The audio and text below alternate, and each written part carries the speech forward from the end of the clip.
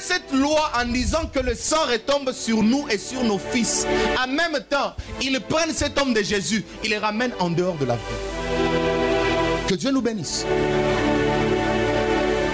Salomon, par sa sagesse, il a prophétisé, ne sachant pas qu'il était en train de prophétiser. Israël, un lion, il s'est rébellé contre Jésus, contre Dieu. Israël, un lion, il s'est dit, nous on ne peut pas. Nous sommes de ceux-là qui doivent les livrer. Mais quand on les livre, c'est pour donner la chance aux chants que nous sommes. Alors dominer comme un lion, qu'est-ce que je veux dire? Que Dieu nous bénisse abondamment. Ton Dieu ordonne ce matin que tu sois puissant. Il veut te dire que la nature du lion, c'est une nature qui était morte en toi que tu dois réveiller. Quand tu réveilles la nature du lion en toi, c'est que tu n'es plus n'importe qui. Quand tu réveilles la nature du lion en toi, c'est que tu ne peux pas vivre comme n'importe qui. Quand tu réveilles la nature de la divinité en toi, c'est que tu as la capacité d'appeler à l'existence des choses qui n'existent pas. Cette année, ton Dieu ordonne que tu sois puissant. Cette année, ton Dieu ordonne que quand tu vas parler, que l'année puisse faire quoi? Obéir à tout ce que tu vas dire. Il dit à Abraham, parcours le pays cette année, parce que tu as la nature du lion. Tu vas parcourir le 12 mois en étant en janvier. Écoutez, la force du lion, ce n'est pas parce qu'il est d'abord fort. Ce n'est pas parce qu'il est grand. Mais la force du lion est dans sa tête. Le lion sait quand est-ce qu'il faut poursuivre un animal. Quand il poursuit, il voit que ça ne va pas. Il se retire d'abord. Il étudie des stratégies. Même Dieu étudie des stratégies pour faire des choses. Je veux dire à une personne qui a cherché le mariage des années et des années. Quand tu remarques qu'avec le mariage ça ne va pas, apaise-toi un peu. Étudie les choses et avance. Même les sorciers, ils peuvent prendre le temps de te combattre pendant 15 ans. Ils ne se fatiguent pas. Ils prennent 10 ans en train de te combattre. Quand ils échouent, ils changent de stratégie. Rappelez-vous de cette histoire. Quand les démons sortent dans la vie d'un homme, qu'est-ce qu'ils font? Il fait quoi? Il recule, il change de stratégie. Il dit, je vais chercher d'autres démons plus féroces que moi. Mais comment est-ce que les chrétiens, quand ils sont en train de dominer, ils sont en train de régner, quand ils échouent, ils abandonnent? Ils ne prennent pas les stratégies pour réussir. Écoutez, si les temps passés, vous avez échoué, ou nous avions échoué, cette année, nous allons réussir. Pourquoi? Parce que nous aurons des stratégies pour réussir. Si les temps passés, tu as fait des affaires, tu n'as pas pu faire quelque chose dans tes affaires, cette année, tu vas réussir. Pourquoi? Parce que tu vas changer des stratégies. Quand on change des stratégies, on ne peut que réussir. Quand un lion est en train de poursuivre un troupeau, le lion ne se concentre pas sur tous les troupeaux. Il regarde un animal qui va s'isoler. Et quand cet animal s'isole, qu'est-ce qu'il va faire? Il va attaquer cet animal. Et j'ai lu quelque part, on m'a dit ceci, que le lion tue par strangulation. C'est-à-dire, lui prend par le cou. Il étouffe l'animal. J'ai une bonne nouvelle. Puisque tu as la nature des dieux, tu vas étouffer les démons de ta famille cette année. On appelle Dieu El Shaddai. El Shaddai, dans une autre signification, ça signifie un Dieu qui tient l'ennemi par le cou. Or, toi qui as la nature de Dieu, c'est que tu vas tenir cette année les démons par le cou. Or, une personne qui tient une autre personne par le cou, c'est-à-dire c'est elle qui est en train de diriger. Cette année, tu vas diriger. Cette année, tu vas réussir. Pourquoi? Parce que tu tiendras les démons de ta famille par le cou. Tu tiendras les sorciers de ta famille par le cou. Et quand tu vas tenir les sorciers de ta famille par le cou, sache que tout ce que tu vas faire ne pourra que réussir. Parce que c'est toi qui vas changer la direction des sorciers de ta famille. Je suis en train de prophétiser sur la vie d'une personne. Les sorciers de ta famille feront la grâce chez toi à la maison. Non, je répète pour toi. les sorciers de ta famille feront la garde chez toi à la maison. Vous savez pourquoi? Parce que tu as la nature du lion en toi. C'est toi qui dois attaquer, pas lui. Mais parce qu'il ne sait pas t'attaquer, qu'est-ce qu'il va faire? Il sera comme un gardien chez toi à la maison. Chaque fois que les autres sorciers viendront, chercheront pour te toucher, ils vont trouver notre sorcier qui est là en train de faire quoi? De faire la garde. Ils mobilisent les autres. Ils disent non, non, non, moi je suis ici, changez. Cette année, les sorciers vont changer de position. Pourquoi? Parce que le diable, il va se fatiguer. Tant qu'il va t'envoyer là-bas. Non, non, non. Mais changez-moi un peu d'endroit. Là, je me sens que ça ne va pas. Non, pour cette église, je dis bien pour cette église, les sorciers de ce quartier seront des gardes chaque fois pour cette église. Moi, je suis en train de dire pour toi, parce que tu as la nature du lion, toi tu ne vas pas reculer, tu ne feras qu'avancer. Cette année avance. Cette année avance. Cette année avance. Reprends ta nature du lion. Les profanes, les non-chrétiens de ces quartiers tirent un exemple par cette église. Quand tu es un lion, quand les autres animaux te voient, même les hyènes, quand ils sont en train de manger une proie, quand ils voient les lions, qu'est-ce qu'ils font? Ils laissent. Écoutez, il y a une dimension du lion que tu n'auras plus à beaucoup travailler. Il prend tellement le temps de beaucoup dormir. Il dort, il prend tout le temps de dormir. Mais quand il se réveille, il trouve des animaux devant lui. Qu'est-ce qu'il fait? Il s'avance. Les autres animaux se dispersent. Que Dieu nous bénisse. La nature du lion, quand elle est en toi, il se fera que, à un moment, quand ça ne va pas, il y aura des gens qui vont juste venir pour te voir sourire. Des gens qui apparaissent seulement pour te voir sourire. Quand tu as la nature du lion, c'est la nature de la création qui sera obligée de t'apporter toi à manger. Quand tu as la nature du lion, tout ce que tu peux faire ne fera que réussir. Parce que tu n'auras pas à faire beaucoup d'efforts. Écoutez, c'est vrai que nous devons travailler. C'est vrai. C'est vrai que nous devons travailler. Mais il arrive à un moment que je me suis posé la question. Est-ce que Salomon a travaillé comme David?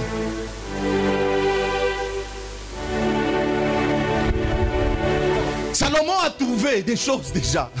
Même pour la construction du temple, il avait déjà tout trouvé. Écoutez, nous ne sommes pas de cela. Maman, il prend le temps pour prier pour ses enfants. Les enfants viennent encore, ils prennent encore beaucoup de temps pour prier. Jeune.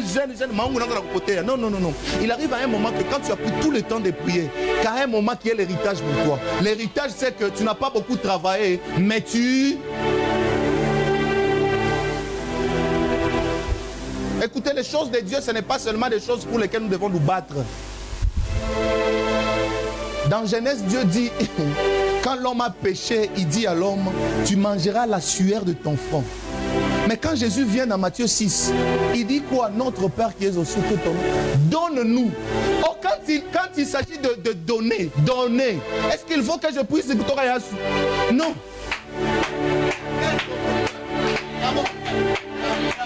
Il arrive à un moment que tu es là. Écoutez ce que j'aime un verset dans la Bible. Je suis dans Proverbe 13. Proverbe 13, 22. Les méchants doivent travailler pour assurer la vie du juste. Non, c'est dans la Bible. Les méchants doivent travailler pour assurer la vie du juste. Et quand vous lisez Ecclésiaste 2, 26, la Bible dit, ils amasseront des richesses. Les méchants doivent amasser des richesses pour nous. En quelque sorte, ce sont des gens qui doivent amasser pour que nous venons ramasser. Quand il s'agit de ramasser, c'est-à-dire qu'il n'y a pas mon effort. Mais quand ils amassent, c'est-à-dire qu'ils se battent pour avoir des choses. Moi, j'ai la nature de Dieu. Je ne me battrai pas, je vais ramasser. Il arrive des fois que Dieu permet que certaines choses viennent dans ta vie facilement. Tu prends le temps de monter à la montagne. Tu as fait une année avec un système tel que... J'ai vu un pasteur qui est venu faire une affiche. En début d'année, déjà, on a pris à 100 jours de prière. 100 jours de prière. Mais il arrive que tu travailles comme ça, que tu passes 100 jours de prière. Tu reviens à la maison, tu trouves qu'il manque le foufou. Et c'est normal. Tu arrives à la maison comme ça, il manque certaines choses. Est-ce normal? Donc je suis en train de fainéanter dans les choses de Dieu. Écoutez, tant que j'ai la nature de Dieu en moi, je vis comme Dieu. Là où ça ne va pas, je parle. Et quand je parle, écoutez, la sagesse de Dieu, quand vous lisez Genèse chapitre 1, de 1 à 31, la Bible, quand vous lisez bien, vous allez comprendre une chose. C'est que la sagesse de Dieu se résume en la proclamation. Quand Dieu proclame les choses ne feront que se réaliser. Quand il a dit qu'il y a une nuit, il y a eu la nuit. Quand il a dit que la terre produise de la végétation, il y a eu de la végétation. Mais toute cette nature-là, Dieu la déverse dans l'homme. Quand Dieu déverse cette nature dans l'homme, nous vivons comme Dieu. Quand vous lisez 2 Pierre, Pierre explique clairement. Il a dit, nous sommes participants à la nature divine. Quand je participe à la nature divine, je ne suis pas comme n'importe qui. Je ne vis pas comme n'importe qui. Je suis un roi. Et Apocalypse, qui conclut la Bible, il dit, il a fait de nous un royaume et des sacrificateurs. C'est que je ne suis pas un homme ordinaire, je suis un roi. Je suis un roi. Et si quelqu'un peut dire avec moi, je suis un roi.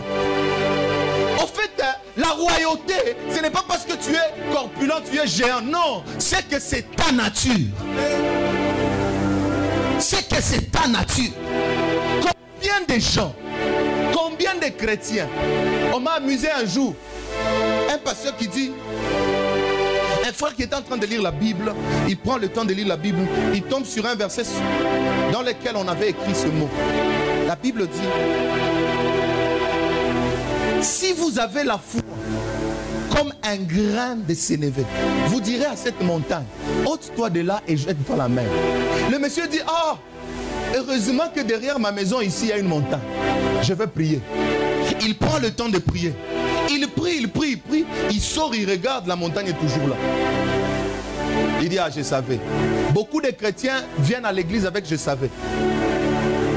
Tu viens chercher l'homme de Dieu pour avoir la solution à ton problème. Mais quand tu ne trouves pas la solution, tu dis je savais. Tu viens chercher l'homme de Dieu avec... Donc tu es...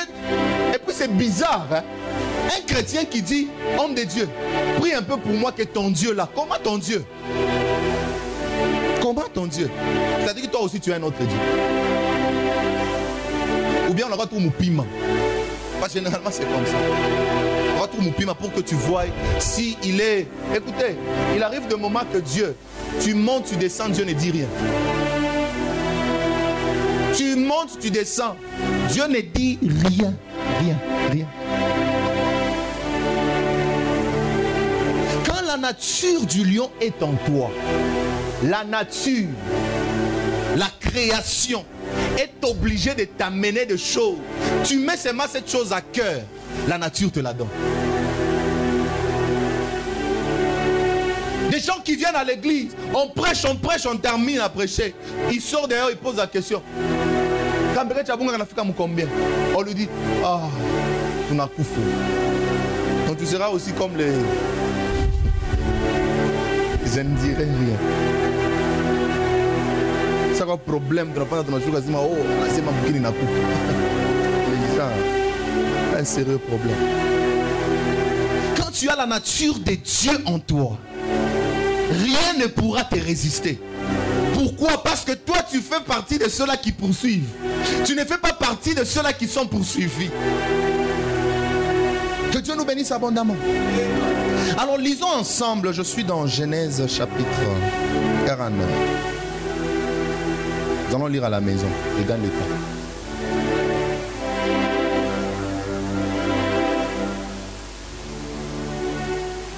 tu as la nature du lion, ceux-là qui te poursuivent se mettent en danger. Donc je répète, quand tu as la nature du lion, ceux-là qui te poursuivent se mettent en danger. Puisque tu as un danger de mort. Tu as un danger de mort. Alors Jacob prophétise sur ses enfants. Il dit à Judas, tu es un jeune lion. Le sceptre de la royauté ne s'éloignera pas de ta maison. Maintenant regardez, il arrive à un moment que le diable fait aussi des choses comme un lion. Il a aussi des stratégies comme un lion. Or, le lion, il a été tiré de la tribu de Juda. Quand un lion rencontre un autre lion qui n'est pas de la tribu de Juda, le lion de la tribu de Juda est obligé d'éliminer le lion. Quand le lion de la tribu de Juda rencontre un autre lion, ces lions-là sont obligés de se battre. Et la nature du lion, c'est être féroce. Dieu dit ceci à Israël, je t'envoie à Canaan. Or, Canaan n'était pas libre. Canaan était occupé. Comment est-ce que Dieu peut te donner? Il te donne en partage ou il te donne un pays pendant qu'il sait que le pays est occupé. Parce qu'il sait qu'en toi, il y a la nature du combat. Cette année, aucun sorcier, aucun démon, quand il se lèvera, aucun ne pourra te résister. Dieu sait que tu as la force en toi. Écoutez, ce qui fait notre force, ce n'est pas nous-mêmes. Ce que Paul est en train de dire, il dit ce n'est plus moi qui vis, mais c'est Christ qui vit en moi. Le lion qui vit en moi, il a la capacité de déchirer l'autre lion comme Samson. Quand Samson se rencontre avec un autre lion, ce que Samson fait, c'est que lui, il ne sera que le plus fort. Il ne sera que le plus fort. Mais quand vous voyez l'histoire, par exemple l'histoire de Daniel, Daniel se retrouve dans la fosse au lion. Le lion n'a pas pu manger Daniel parce que Daniel, qui était un jugement, quand vous lisez Genèse toujours 49, vous allez comprendre une chose, c'est que dans la promesse de Dan, Dan aussi était un jeune lion. Que Dieu nous bénisse. Quand vous lisez Lévitique, je pense Nombre, on vous parle de Daniel qui était aussi un autre lion. Quand le lion se rencontre avec un autre lion qui ont la même nature, ces lions-là ne se battent pas. Que Dieu nous bénisse. Le lion ne se bat jamais contre l'hippopotame. Pourquoi? Le lion ne se bat jamais contre l'éléphant. Pourquoi? Parce qu'il respecte.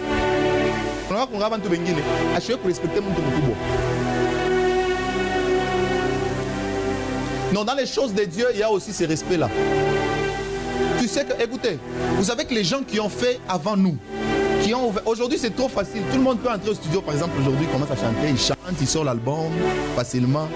Et généralement, si vous remarquez, les jeunes d'aujourd'hui chantent très bien que nous, les anciens. Mais tu vas remarquer que ces jeunes-là, ils sont animés par un esprit tel que ils se croient déjà arrivés. Ils se croient déjà arrivés. Oh, les anciens, ils ont pris le temps de percer. Balabala Kutoka, ici jusqu'à Kolosi. Si vous comptez même 15 ans passés, c'était très difficile, impraticable. 20 ans passés, 25 impraticable. Mais aujourd'hui c'est facile. Si c'est devenu praticable, c'est parce que les anciens ont pris le temps de faire quoi? D'arranger la route. Nous on pense qu'on est grand parce que tout le monde nous voit à la télé. Non, non. On pense qu'on est grand parce qu'on parle bien français. Non, non. Il y a un papa. Peut-être qu'il a dit, moi je n'étudierai pas. Moi ce que je vais faire c'est quoi? Aller vendre les makala pour que mes enfants étudient. Mais l'enfant étudie, commence à dire non, mon papa n'est pas intelligent.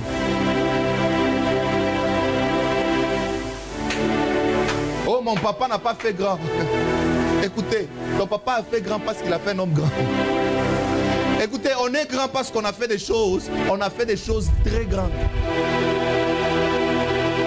Le papa a pris tout le temps. Il a même sacrifié toute sa vie. On lui a usé ma foute, on a coupé ma foute. Mais aujourd'hui, vous verrez que les jeunes, ils prennent tout le temps. Ils pensent qu'ils sont déjà arrivés. Écoutez, tu n'es pas encore arrivé. Tu n'es pas encore arrivé. Le lion, au moins, lui, il a pris le temps de respecter. Il respecte l'éléphant. Il respecte quoi? Il respecte l'hippopotame. Mais est-ce que nous respectons les grandes personnes? Un jour, nous sommes arrivés à l'église. Tellement que mon pasteur était énervé. Il dit, à partir d'aujourd'hui, il a 76 ans. Il dit, à partir d'aujourd'hui, même moi, appelez-moi frère. Même moi, appelez-moi frère.